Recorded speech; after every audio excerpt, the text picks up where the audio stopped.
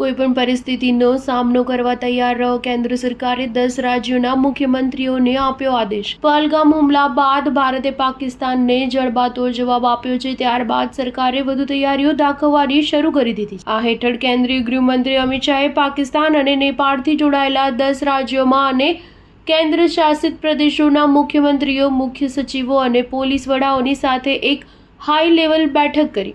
Video conferencing દ્વારા થયેલી આ બેઠકમાં જમ્મુ કાશ્મીર, પંજાબ, રાજસ્થાન, ગુજરાત, ઉત્તરાખંડ, ઉત્તર પ્રદેશ, બિહાર, સિક્કિમ અને પશ્ચિમ બંગાળના મુખ્યમંત્રી, મુખ્ય સચિવ અને ડીજીડી સામેલ થયા. આ સિવાય જમ્મુ કાશ્મીર અને લદ્દાખના ઉપરાજ્યપાલ અને ગૃહ મંત્રાલયના વરિષ્ઠ અધિકારીઓ પણ બેઠકમાં હાજર રહ્યા હતા. આ બેઠક ભારત તરફથી કરાયેલા ઓપરેશન સિંદૂર બાદ થઈ, જેમાં ભારતીય સેનાએ બોર્ડર પાર 9 આતંકવાદી ઠેકાણા ઉપર હુમલા કર્યા. બેઠક દરમિયાન અમિત શાહે કહ્યું કે આ હુમલાઓમાં લશ્કર-એ-તૈયબના, જૈશ-એ-મોહમ્મદ, હિઝબુલ મુજાહિદીન જેવા આતંકવાદી સંગઠનોના તાલીમ શિબિરો, શસ્ત્ર ડેપો અને ઠેકાણા સંપૂર્ણપણે નાશ પામ્યા છે. આ કાર્યવાહી મોદી સરકારની આતંકવાદ પ્રત્યે ઝીરો ટોલરન્સ પોલિસીનું ઉદાહરણ છે અને આ હુમલો ભારતની સરહદો, સેના અને નાગરિકોને પડકારનારાઓને યોગ્ય જવાબ છે.